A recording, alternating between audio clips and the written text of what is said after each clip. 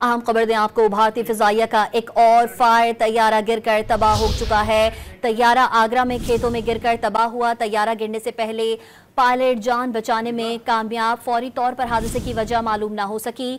बरसों के दौरान दर्जनों भारतीय तैयारे अनाड़ी पायलटों की भेंट चढ़ चुके हैं।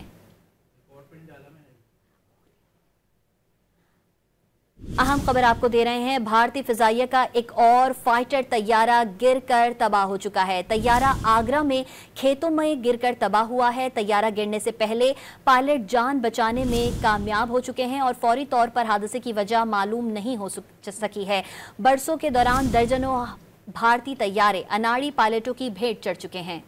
अहम खबर दें आपको, भारतीय फिजाइया का एक और फायर तैयारा गिरकर तबाह हो चुका है। तैयारा आगरा में खेतों में गिरकर तबाह हुआ। तैयारा गिरने से पहले पायलट जान बचाने में कामयाब, फौरी तौर पर हादसे की वजह मालूम न हो सकी।